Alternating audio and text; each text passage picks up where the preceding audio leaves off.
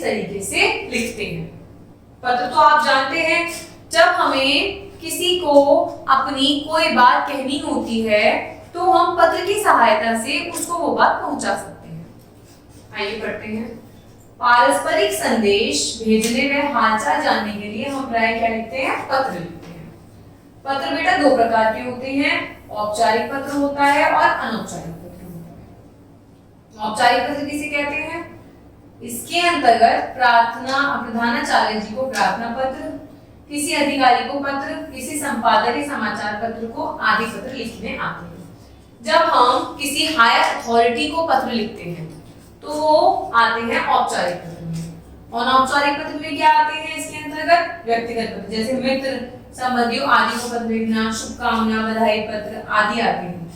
जब हमें किसी को घर पे, किसी फ्रेंड को, किसी सगे संबंधी को खुशी के लिए, इनविटेशन के लिए पत्र लिखना होता है तो उसे हम अनौपचारिक पत्र लिखते हैं। पर अगर यही हमें अपने आसपास के पार्षद को, अपने प्रधानाचार्य जी को, इस तरह के लोगों को पत्र लिखने होते हैं तो वो औपचारिक पत्र में आते हैं।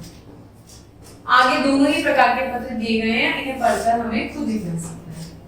ठीक है, अब हम हर तरीके के पत्रों को पढ़ेंगे और हम देखेंगे किस तरीके से लिखे। सबसे पहले हम औपचारिक पत्र पढ़ेंगे। इसको लिखा है हमें प्रधानाचार्य को प्रार्थना पत्र।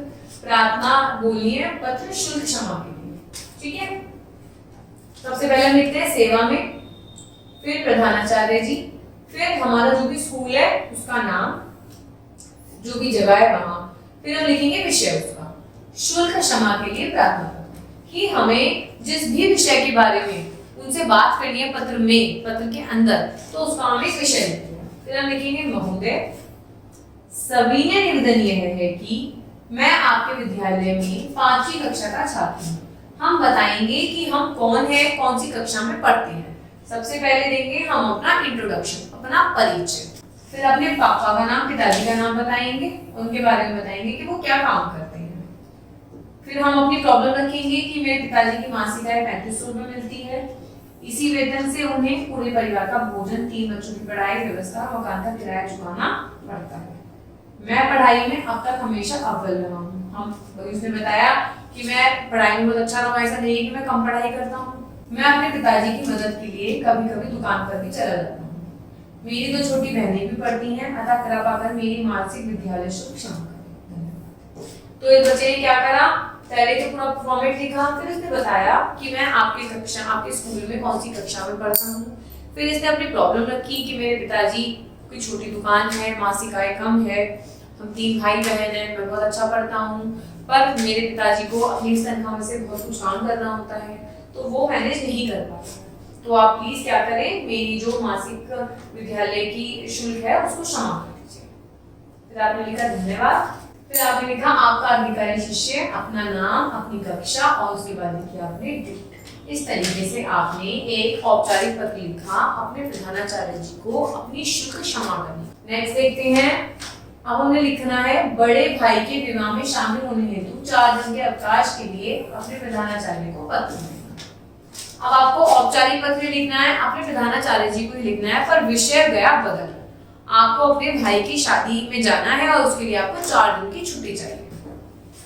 वही फॉर्मेट है, पहले लिखेंगे सेवा में श्रीमान, दिनांक, प्रधानाचार्य, स्कूल का नाम, जगह, फिर लिखेंगे महोदय, महोदय जरूर लिखा जाता है बेटा, हिंदी की जब आप लिखते हैं। फिर लिखेंगे सविनय निवेदन यह है कि मेरे बड़े भाई का शुभ विवाह दिनांक कितने को होना निश्चित हुआ है, विवाह के दिनों में मेरी मौजूदगी होना आवश्यक है, अतः मैं आप फिर डेट लिख देंगे कि कौन सी किस डेट से किस डेट तक विद्यालय में उपस्थित नहीं हो सकेंगे। मुझे पिताजी के साथ काम में हाथ बटाना होगा, आपसे विनती है। आपने प्रॉपर अपनी बात लिख दी कि भाई इस डेट को मेरे भैया की शादी है, अपने भाई की शादी में उपस्थित होना मेरे लिए जरूरी है, इस डेट से इस डेट तक मैं अनुपस्थित रहूंगा क्योंकि मुझे पिताजी का भी हाथ में काम बटाना है। फिर आप विनती करेंगे कि आपसे विनती है कि मुझे इन 4 दिनों का अवकाश प्रदान करें, मैं आपका बहुत आभारी हूँ। फिर आप लिखेंगे धन्यवाद और आपका अधिकारी शिष्य, अपना नाम और अपनी कक्षा। और आप चाहें तो यहाँ पे नीचे दिनांक लिख सकते हैं, पर दिनांक आपने ऊपर लिख दिया, एक जगह दिनांक लिखनी है। तो इस तरीके से आपने 2 औपचारिक पत्र लिखे। पहला तो आपने शुल्क क्षमा के लिए लिखा, दूसरा आपने अवकाश के लिए लिखा। अब हम लिखेंगे अनौपचारिक पत्र। अनौपचारिक पत्र कैसे होते हैं? हमने लिखा है दादा दादी जी को अपनी पाठशाला के विषय में बताने के लिए। या आप चाहते हैं कि आपके दादा दादी आपसे दूर रहते हैं, आप अपने दादा दादी से अपनी कुछ क्लासरूम्स के बारे में कुछ शेयर करना चाहते हैं, तो आप कैसे लिखेंगे? आप जगह लिखेंगे, जगह का नाम लिखेंगे और डेट लिखेंगे। उसके बाद आप लिखेंगे आदरणीय दादी जी दादाजी, सादर चरण स्पर्श। हम सब यहाँ कुशल मन पूर्वक हैं, ईश्वर से आपकी कुशलता छुप जाते हैं। दादी जी मेरी पाठशाला सबसे अच्छी पाठशाला है। अब आप अपने सबसे पहले आपने क्या करा? दादा दादी को आदर दिया और फिर आप उनमें उनके करे सादर चरण स्पर्श। फिर आपने बताया कि हम सब यहाँ अच्छे हैं, हम ये चाहते हैं कि आप भी वहाँ अच्छे होंगे। फिर आपने क्या करा? अपनी दादी जी को अपने पाठशाला के बारे में बताना शुरू करा। यहाँ बच्चे खूब मन लगाकर पढ़ाई करते हैं, खेलों में खूब भाग लेते हैं। हमारी पाठशाला में अनुशासन का बहुत ध्यान रखा जाता है। सभी बच्चे साफ सुथरी वर्दी पहनकर आते हैं। अध्यापिकाएं खूब मन से पढ़ाती हैं। बच्चे मन लगाकर यहाँ पाठ याद करते हैं। अधिकतर बच्चों की लिखाई मोती जैसी सुंदर है। आसपास के शहरों में यहाँ बच्चे पढ़ने आते हैं। मैं अपनी पाठशाला में बहुत खुश हूँ। पापा आपको चरण स्पर्श लिख पाते हैं। बता दिया आपने पूरा कि मेरी क्लास में क्या होता है। मेरी पाठशाला में बहुत दूर दूर से बच्चे पढ़ने के लिए आते हैं। मेरी अध्यापिका बहुत अच्छी हैं। आपको जितना कुछ शेयर करना था आपने सब कुछ नीचे में लिख दिया। इसके बाद आप क्या लिखेंगे? पत्र की परीक्षा में आपका पोता अपना नाम। ठीक है, नेक्स्ट पत्र भी देखते हैं आप किस तरीके से लिखना है। अपने मित्र को जल्दी स्वस्थ होने की प्रेरणा देते हैं। आपका मित्र सपोज बीमार है, आप उसको एक प्रेरणा पत्र देना चाहते हैं जिससे उसको मोटिवेशन आए और वो जल्दी ठीक हो जाए। उसके लिए क्या लिखेंगे? सेम वही होता है ऑप्शन। आप एड्रेस लिखेंगे, फिर आप डेट लिखेंगे, फिर अपने आप भाई का नाम लिखेंगे।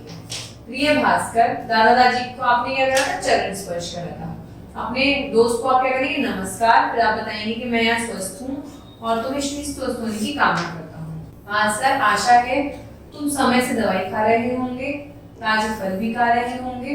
मित्र, स्वास्थ्य से बढ़कर कोई मूल्यवान वस्तु इस संसार में नहीं है। माता पिताजी भी तुम्हें आशीर्वाद दे पा रहे हैं। चाचा चाची जी भी मेरा प्रणाम कहना। तो उसने क्या बताया? उसने बताया कि मुझे यकीन है कि तुम टाइम से दवाई भी ले रहे होंगे, अपने स्वास्थ्य का ध्यान भी दे रहे होंगे। फिर उसने बताया कि प्रिय भास्कर, जरूरी है कि हमें अपना ध्यान रखना चाहिए। इसे सब कुछ पत्र में लिखा। फिर आपने लिखा शुभकामनाओं के सहित तुम्हारा मित्र आनंद कौशिक। तो इस तरीके से हम अनौपचारिक पत्र लिखते हैं जो हम अपने मित्र, अपने सगे संबंधी, अपने बड़ों को लिख सकते हैं। अब हम मित्र के जन्मदिन पर निमंत्रण देना चाहते हैं तो सबसे पहले हम एड्रेस सेम लिखेंगे बेटा, डेट लिखेंगे, फिर हम लिखेंगे अपने प्रिय मित्र का नाम। 2 माह से ना तुम्हारा कोई पत्र आया है ना ही कोई समाचार। तुम्हें याद होगा कि 25 अक्टूबर को मेरा जन्मदिन है। अब तक तुम मेरे जन्मदिन पर हमेशा आते रहे हो। मुझे आशा है इस बार भी तुम अवश्य उपस्थित होंगे। मैंने अपने मित्र सहित साहिल, रवि, वैभव, शुभम आदि को भी बुलाया है। वे तुमसे मिलकर बहुत खुश होंगे। तुम आओगे तो कार्यक्रम का मजा कुछ और ही होगा। प्रातःकाल भवन होगा। फिर इसने क्या करा? बताया कि कौन कौन से फ्रेंड्स आ रहे हैं और तुम आओगे तो कितना अच्छा लगेगा। फिर इसने बताया कि प्रातःकाल में हवन होगा, दोपहर में खाना है और रात में नृत्य, चुटकुले, मस्ती करेंगे। दिन भर खूब आनंद लेंगे। पूज्य चाचा जी, पूज्य चाची जी को भी सादर प्रणाम करना। गुणिका को प्यार देना, मतलब तो छोटी बहन होगी उसको वो कहता है कि प्यार देना, और उसकी जो मम्मी पापा हैं उसको बताता है कि सादर नमस्कार करना। तुम्हारी प्रतीक्षा में तुम्हारा मित्र अंशु त्यागी। तो इस तरीके से हम अनौपचारिक पत्र भी लिखना सीख गए हैं और औपचारिक पत्र भी लिखना सीख गए हैं। औपचारिक पत्र में हमें क्या लिखना होता है? सेवा में जहाँ जिसको हम लिख रहे हैं उसका नाम, उसके नीचे क्या लिखते हैं हम लोग? एड्रेस। फिर लिखते हैं विषय, जिस विषय में हम उससे बात करनी है। फिर लिखेंगे हम सभी निवेदन ये है। फिर हम आगे की बात लिखते हैं। अनौपचारिक में हम क्या लिखते हैं? एड्रेस लिखते हैं और अपने जो भी हमें लिखना है उसके बारे में उसके आगे लिखते हैं प्रिय और अपनी बात करनी शुरू करते हैं। और अंत में ऐसे ही लिखते हैं तुम्हारा मित्र अंशु है। तो इस तरीके से हम अनौपचारिक पत्र भी लिखना सीख गए हैं और औपचारिक पत्र भी लिखने की हमें समझ आ गया है कि किस तरीके से लिखा जाता है। अब आपको घर पे प्रैक्टिस करनी है। अपने मित्र को पत्र लिख सकते हैं और अपने प्रधानाचार्य जी को भी औपचारिक पत्र लिखने की प्रैक्टिस कीजिए। धन्यवाद।